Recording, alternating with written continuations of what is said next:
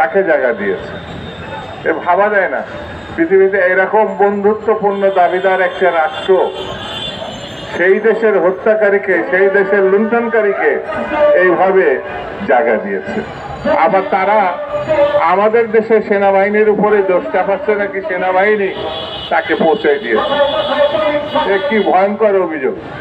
এই দেশটি আপনারা দেখবেন সারা বিশ্বে আমরা কিন্তু ভারতের মতো কাঁটাতার দিই নাই।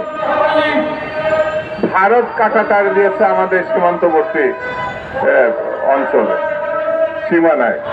সেই জন্য আমি বেশি বক্তৃতা আজকে করবো না, শুধু এতটুকু কথা বলি, বাঙালি বীরের জাতি যদি একবার ঘুরে দাঁড়ায়, যদি একবার সংগঠিত ভাবে ভারতের এই অন্যায় অবিচারের প্রতি তারা ঘুরে দাঁড়ায়, ভারত কিন্তু রেহাই পাবে, এটা আমি মনে করি, এটা মনে করি না।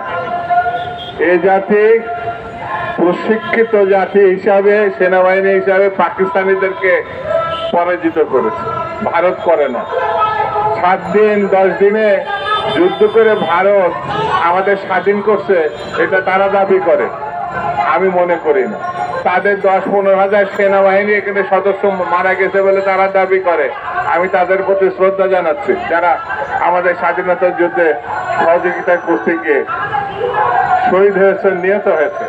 কিন্তু তার অর্থ এই নয় 14-15 হাজার মানুষ স্বাধীনতা আমাদের দিয়ে গেছে। 30 লক্ষ শহীদের বিনিময়ে বাংলাদেশ স্বাধীন হয়েছে। এটা আমাদের দেশের নাগরিক, আমাদের দেশের সংগ্রাম, আমাদের দেশের মুক্তিযুদ্ধ। সেই জন্য বন্ধুরা, ভারতের দাবি অসার দাবি, ভারতের দাবি বন্ধুত্বপূর্ণ রাষ্ট্রের কোনো দাবি না। কি ভয়ঙ্কর দেখেন, ফালানি একটা কিশোরী, তাকে মেরে 5 দিন কাঁটাতারে ঝুলিয়ে রাখছিল, সেই পরিবার দাবি করেছে বিচারের, অথচ ভারত বিচারের নামে যে তামাশা করেছে, শেখ হাসিনার বিচারের সঙ্গে একটা সাদৃশ্যতা। শেখ হাসিনা ক্ষমতায় থাকার সময় যে তামাশা করেছে বিচারের নামে, ফাঁসি দেওয়ার নামে, ভারতে সেই তামাশা করেছে। একটা খুনিকে তারা যৌক্তিক খুন বলে তাকে মাফ করে দিয়েছে ভারতীয় সেনাবাহিনীর সদস্য। বন্ধুরা, আমি বেশি কথা বলি না, শুধু এতটুকু বলি, ভারতের এই অসহযোগিতা বাংলাদেশকে তারা যদি মনে করে পঙ্গু করবে, এটা তাদের জন্য ভুল ধারণা।